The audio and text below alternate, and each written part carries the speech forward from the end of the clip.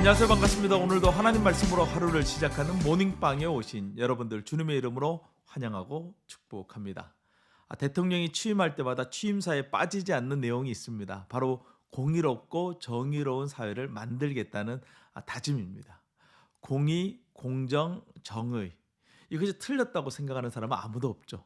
그러나 이 세상이 공의롭다, 공정하다, 정의롭다고 생각하는 사람도 아무도 없습니다. 그리스도인은 이처럼 삐뚤어진 세상을 변화시켜 나가야 될 책임이 있는 사람들이에요. 오늘 우리가 함께 묵상할 하나님의 말씀은 신명기 16장 18절에서 17장 13절 말씀입니다. 말씀의 흐름이 이상하게 느껴질 수도 있을 것이다 라는 생각이 듭니다. 절기에 대한 말씀이 갑자기 재판에 대한 말씀으로 이어지고 있습니다. 이것은 신명기의 특성 때문에 그렇습니다. 신명기는 장차 약속의 땅에 들어가 정착할 이스라엘 사람들을 위해서 기록된 말씀입니다. 이들이 약속의 땅에 들어가서 가장 우선 해야 되는 일은 하나님을 예배하는 일이에요. 그리고 그 다음으로는 하나님의 공의와 정의가 이루어지는 그런 사회, 그런 세상을 만들어 가는 것이죠. 그리고 그 다음 순서는 국가의 모습을 형성하게 되는 거예요. 내일 말씀은 왕에 대한 말씀이 나옵니다. 역사적으로 보면 가나안 정복 시대, 사사 시대, 왕정 시대로 이어지는 흐름을 담고 있다라고 할 수 있죠. 재판에 대한 말씀 중에서 중요한 핵심은 공정하고 정의로운 재판이 이루어지도록 해야 한다는 것입니다. 한 나라의 사법부가 공정과 정의를 상실하면 그 사회는 붕괴하게 되는 것이죠. 하나님은 각 지파, 각 성마다 재판장을 두고 백성들의 송사를 처리하도록 하십니다. 재판관들은 하나님을 두려워하며 공의로 재판을 해야 돼요.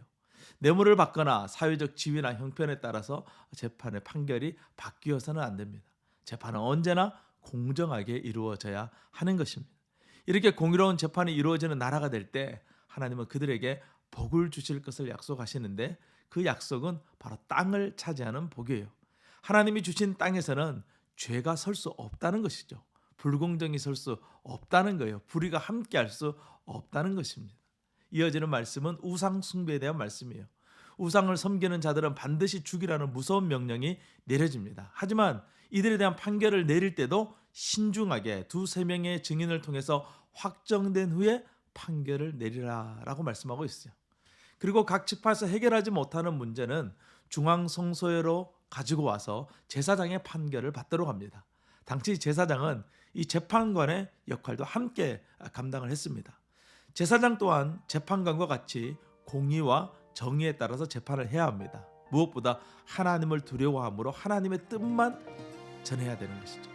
하나님을 예배하는 일과 재판하는 일, 별개의 일처럼 보이지만 하나님 나라에서 이 둘은 분리된 것이 아니라 하나라는 거예요. 바른 신앙은 언제나 삶에 선한 영향력을 끼쳐야 합니다. 예배와 삶이 분리되는 것이 아니라 하나로 이루어지는 것, 그것이 바로 하나님의 나라인 것이죠. 새로운 달이 시작되었습니다.